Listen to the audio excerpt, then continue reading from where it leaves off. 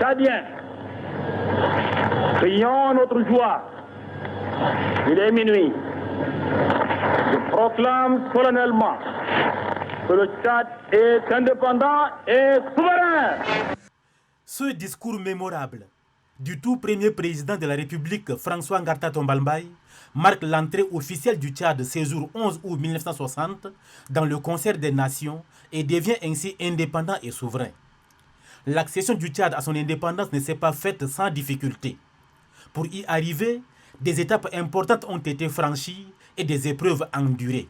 Les sacrifices consentis par des élites tchadiennes de l'époque ont permis d'inscrire le nom du Tchad en lettres d'or dans l'histoire de l'humanité. Tout a commencé en 1884 à la conférence de Berlin où les grandes puissances telles que l'Angleterre, l'Espagne, le Portugal, l'Allemagne et la France se sont donné rendez-vous pour sceller le sort du continent africain. À l'issue de cette conférence, des accords bilatéraux visant à échanger des territoires africains ont été signés.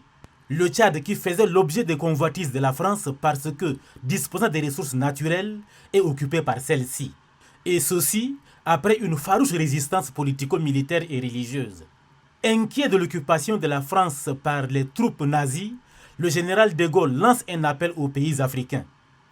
Nous sommes le 18 juin 1940.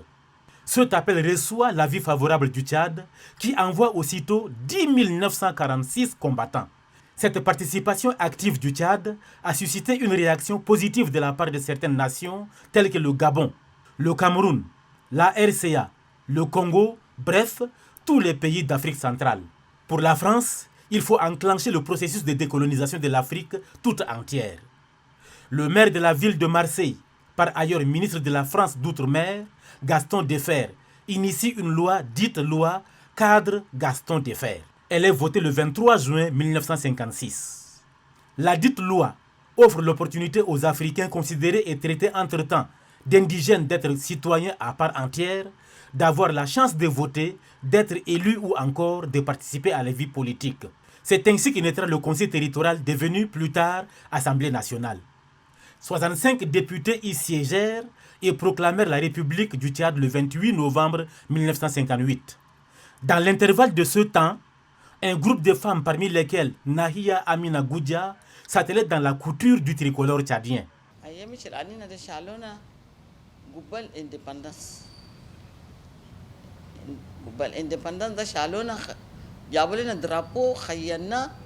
Ils ont cousé les drapeaux de l'Afrique centrale. Le drapeau du Tchad, elle vous a cité Centrafrique, Gabon, Cameroun, même la France. Elle a cousu ça. Le drapeau du Tchad qu'on a affiché dans l'indépendance, elle est parmi les femmes qui ont cousu le drapeau du Tchad. Avant l'indépendance, en Tchad. Il s'en est suivi l'adoption de la première constitution et la mise sur pied d'un gouvernement provisoire.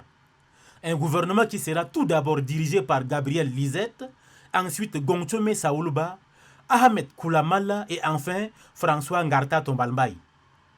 Ce dernier sera élu comme premier ministre chef du gouvernement et forme son équipe le 26 mars 1959.